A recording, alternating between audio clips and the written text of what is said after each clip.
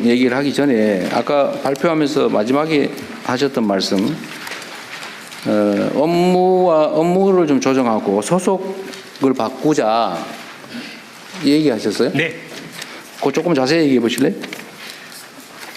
저기 국방부에서 섭섭해 하실 것 같은데?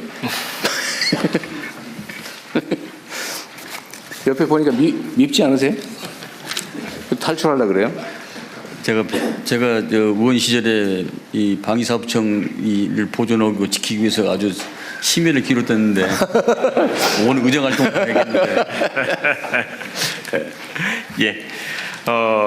우선 그 최근 캐나다 잠수함 사례에서 보는 것처럼 간단하게 좀 해주세요. 너무 예. 길게는 말고. 예. 국제 방산 시장 환경이 대단히 많이 바뀌어서 절충 교역에 대한 요구도 방산과 비방산을 섞어서 요구할 정도로 환경이 많이 바뀌었고 네. 그런 그 국제 환경 변화에 대해서 국가 전 역량이 집결되어야 되는 필요가 있는데 네. 이걸 지금은 비서실장님을 여기 전략 특사로 임명해서 이 변화 환경에 적응을 하고 있지만 이게 언제까지나 지속적 체계적으로 이렇게 대응하기는 어려운 것이기 때문에 네. 상시적 조직 체계 개편이 필요하지 않겠냐 하는 것이고요. 네. 그리고 처음에 방사청 출범은 사실은 획득을 중점적으로 조직이 편성됐는데 이제는 국정과제 자체가 방산 4강에 맞춰질 정도로 큰 패러다임 전환이 있기 때문에 그 패러다임에 맞는 행정 개편이 필요하겠다. 그렇다고 한다면 차제에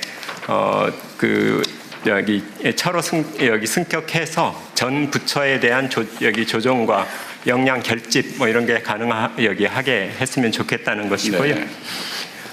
그리고 이제 이렇게 하는 김에 저희의 업무 그 내용 속에 군 소요에 대한 획득만이 아니고 어제 대통령님께서 소방 그 산불 헬기와 국가연 공동개발 말씀을 하셨는데 그 전 부처에 흩어져 있는 헬기나 함정처럼 전쟁 시 동원 자원이 될 수 있는 그런 그 국가 자원, 국가 방위 자원에 대해서도 통합적인 사업 관리를 할 필요가 있다고 생각되고요. 그런 통합적인 사업 관리를 한다면 국가연과의 공동개발 문제는 자연스럽게 해소되는 문제라고 생각을 합니다. 그래서 기능적으로는 그런 그 전 부처의 획득 그 사업에 대한 통합적 관리라는 측면, 그리고 방산 역량을 획기적으로 늘리는 네. 그런 측면에서 말씀드리는 겁니다. 핵심은 이게 국방부 산하의 방위사업청은 무기 조달, 예. 구매, 조달 이런 예. 것만 주로 했는데 예. 이제는 연구개발 또 협업. 원래 획득 속에는 구매와 연구개발을 다 합쳐서 획득이라고 하고요.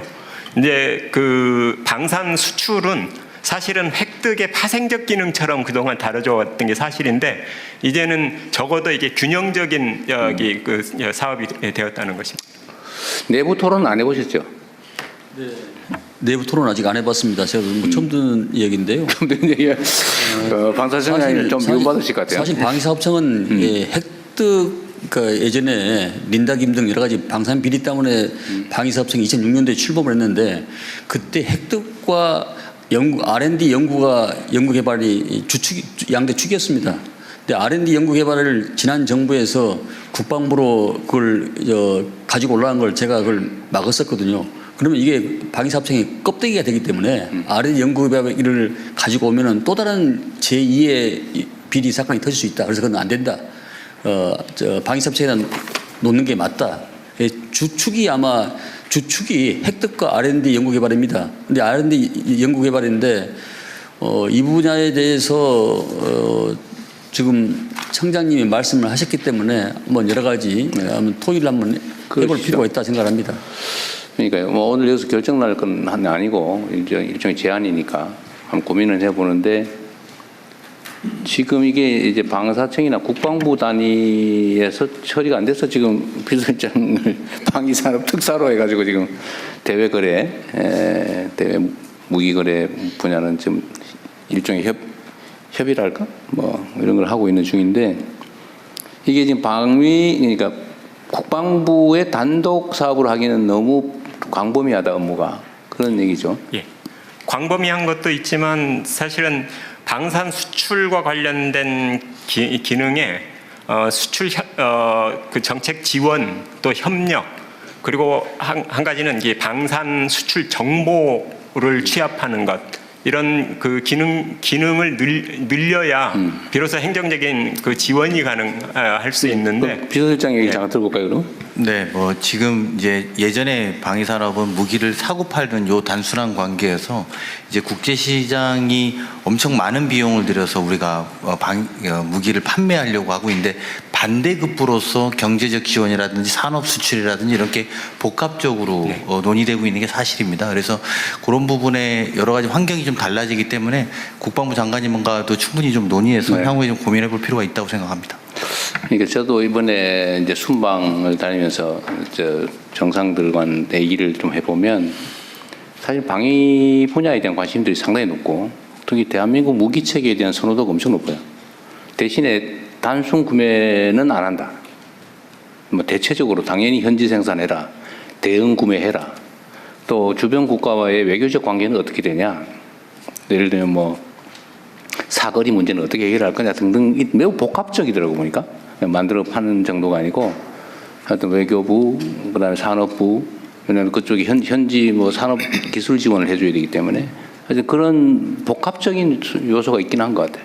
그렇습니다. 예.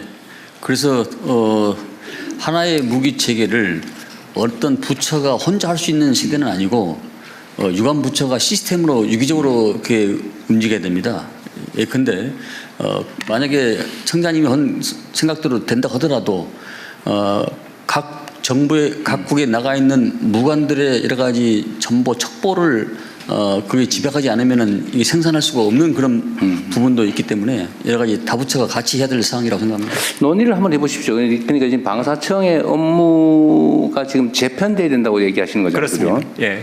그 실제 지금 장관님 말씀에 뭐 깊이 공감하고요. 그 뭐 무관 정보 뭐 이런 것들도 같이 공유해야 된다고 생각을 하는데 중요한 건 제가 청장으로 와서 보니까 방산진흥본부를 만들자고 하는 제안을 했는데 결과가 직원 2명 늘려주는 걸로 끝났습니다.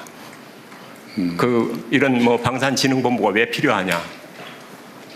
그러니까 그 근본적으로 이 틀 자체를 크게 생각하지 않으면 공무원 증언해달라는 식의 요구처럼 듣습니다. 그런데 이건 그 조직 전체 측면에서의 기능적 보강이고 부처 간의 다부처 간의 협업을 어떻게 끌어내느냐, 그걸 어떻게 조정하느냐 그 차원에서 문제를 봐야 된다는 겁니다. 이 문제는 뭐 저기 이 정도 하고요. 비서실장께서 사실 실제 총괄이니까 나중에 한번 국방부하고 같이 한번 의논을 해보시죠. 네, 알겠습니다. 네. 그리고 이제 세부적인 내용 중에 사람들은 아까 우리 장관님께서 말씀하신 것처럼 무기 조달 그러면 딱 떠오르는 사람 있죠. 무슨 김이라고. 그처럼 부정부패에 노출될 위험이 높죠. 요즘 많이 투명화되긴 했는데. 네. 근데 이 문제에 대해서 부정부패 문제나 불공정 문제에 대한 대응책이랄까? 뭐 이런 거는 지금 언급이 잘 안 되고 있는 것 같은데 어떠세요? 사실은 방산 비리 그러면 예전에는 상층 부패였습니다. 네. 부패의 수준이 적어도 장관급 이상의 부패. 지금은 하급 공무원의 부패 수준 정도이지 적어도 그 고위 공무원 수준의 부패는 거의 없다고 보면 그래요? 예, 됩니다. 예. 체계적으로 많이 개선이 예. 됐다. 오히려 뭐 저희 청에 검찰 쪽에 파견도 있고 감사관도 있고 이렇게 중층적으로 보고 있습니다. 이게 사실 옛날도 아닌데 얼마 전까지 그 무슨 구조함을 만들었는데 소나가 없는 구조함 만들었다. 그거 아세요? 그런 얘기도 안 있었고. 16년 됐습니다. 10년 됐어요. 네. 그다음에 헬기 개발을 했는데 헬기가 갔다 오니 뭐 이게 주행거리라고 그럽니까? 이게 비행거리? 이게 너무 짧아가지고 전투를 할 수가 없다고 갔다가 되돌아올 수가 없다고 그런 그때 옛날 그런 헬기도 모르세요? 지금은 오히려 절차가 굉장히 엄격하다 보니까 네. 그 엄격한 절차 때문에 사업이 장기화되는 게 거꾸로 그게 문제입니다. 문제. 예.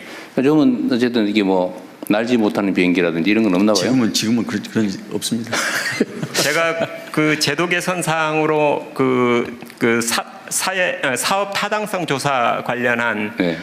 면제 기준을 좀 상향해야 된다는 걸 그 제도 개선 사항으로 여러 번 네. 드리는데요.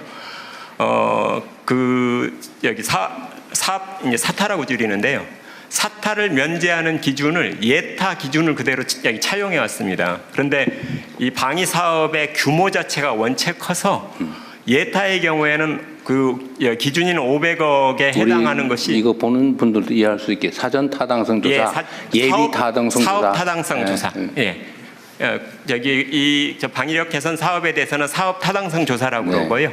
일반 그 뭐 건설 뭐 이런 등등 시설 이런 그 사업의 경우에는 여기 예비 타당성 조사라고 합니다. 근데 같은 500억을 가지고도 예타의 경우에는 그 면제가 거의 60% 이상입니다.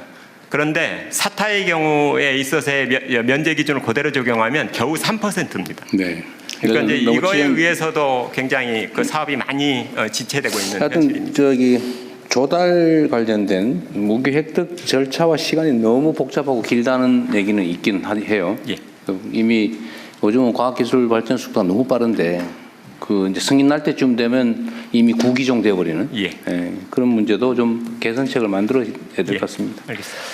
어쨌든 아까 무기산업 관련해서는 어쨌든 국내 기업들, 중소기업들, 네. 벤처기업이나 스타트업들에게 기회를 많이 주자라는 예. 거는 좀 각별히 신경 써주시고요. 예. 어쨌든 뭐 많이 없어졌다고는 하지만 여전히 국민들 사이에는 이런 의심이 있기 때문에 부패와 불공정 문제가 제기되지 않도록 엄격하게 잘 관리하시기 바랍니다. 알겠습니다.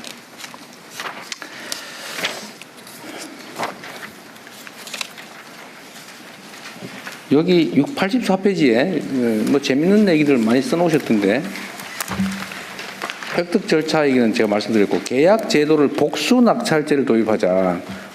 이게 어떤 거예요? 단수로 한 기업만 하지 말고 할 때 두 개를 동시에 하자 그런 얘기예요?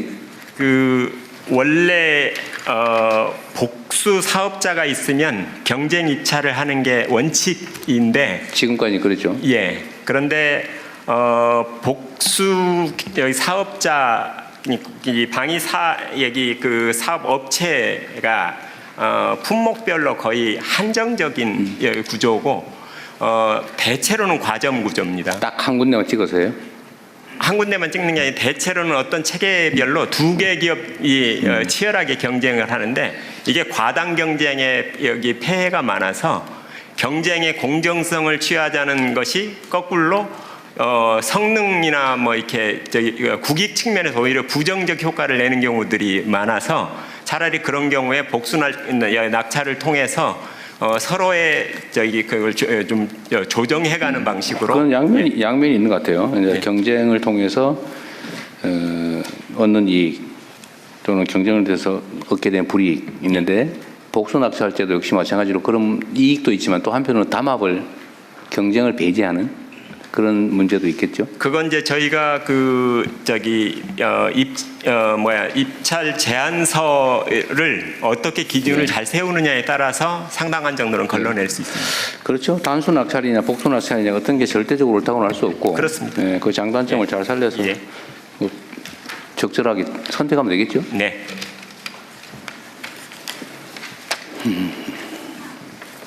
정부에서 신무기, 신기술을 많이 써주면 수출에 도움이 되겠다는 네. 주장도 있으니까 예. 그것도 잘 기회를 많이 만들어 주십시오. 예.